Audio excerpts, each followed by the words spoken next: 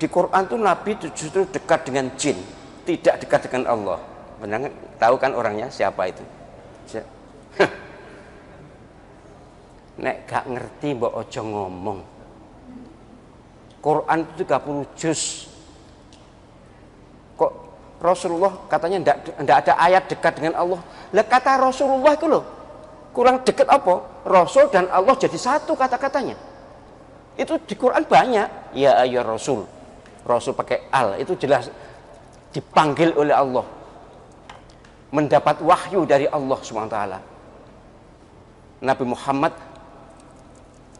beberapa kali disebut dalam Al-Quran, memang tidak sebanyak Nabi Musa sih. Tapi Allah Subhanahu wa Ta'ala memanggil beliau Isra dan Mi'raj itu kurang dekat apa?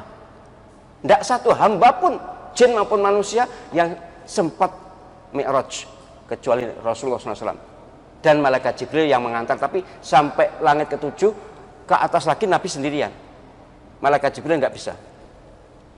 Itu dalam hadis sahih seperti itu. Jadi yang sempat tawajuh dengan Allah SWT fisikal, beliau dengan fisik Nabi SAW, itu seluruh makhluk ini hanya Nabi Muhammad SAW. Tidak jin, tidak manusia, tidak malaikat. Kurang dekat apa? Kalau Nabi dekat dengan jin, yes, sama dengan Nabi dekat malaikat. Mengapa? Karena Banul Jan, kelompok jin yang sebelum Nabi Muhammad diutus itu punya Rasul sendiri. Jadi Nabi Musa, Nabi itu punya Rasul sendiri, kecuali Nabi Sulaiman. Tapi Nabi Sulaiman itu hanya apa, otoritasnya Nabi Sulaiman. Tapi kalau soal syariat tidak terdeteksi bahwa syariatnya jin sama dengan syariatnya Nabi Sulaiman. Tapi kalau Nabi Muhammad, yes, di surat Al-Ahqaf dan surat Al-Jin tegas jelas bahwa kelompok jin begitu Nabi Muhammad diutus, mereka wajib ikut syariatnya Nabi Muhammad SAW. Sebelum itu memang mereka punya Rasul sendiri. Surat Al-An'am ayat 130 itu, ya ma'syarul jinni wal insi alam ya'tikum rusulun minkum yaqussuna 'alaikum ayati wa yunzirunakum liqa'a yaumikum hadza. Panjang ayatnya. Jelas jin punya Rasul sendiri.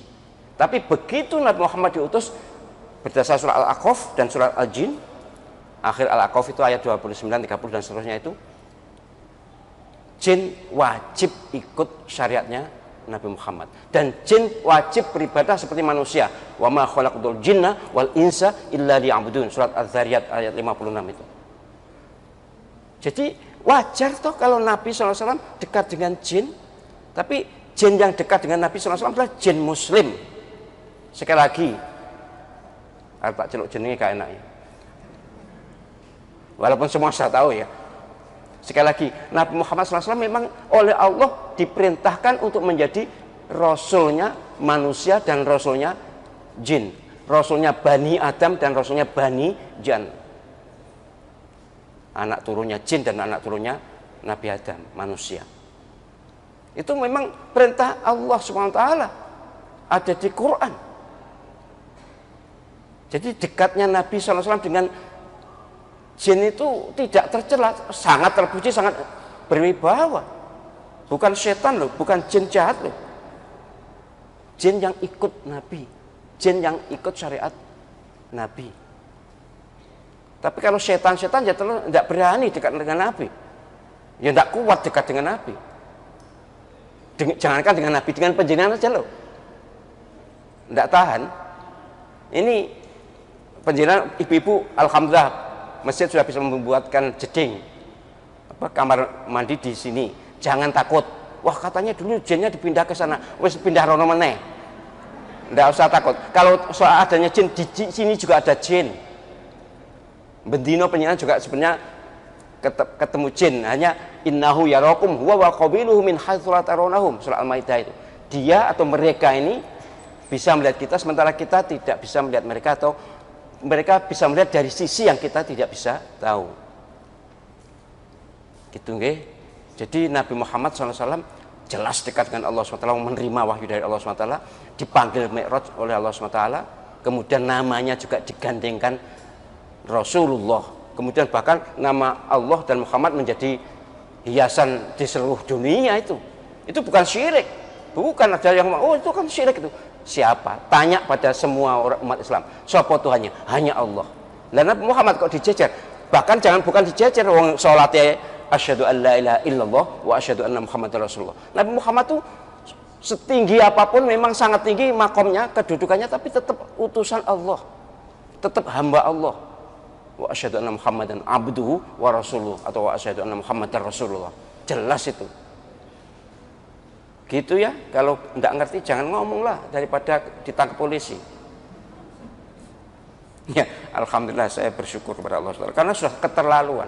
Ucapannya sudah luar biasa mengejek, dan di luar ilmu. Kalau bil ilmi no problem, kalau berdasarkan ilmu debat misalnya, oke, yes, saya siap menghadapi siapapun dari kelompok mereka yang ingin menggugat agama Islam, baik Qurannya maupun hadisnya.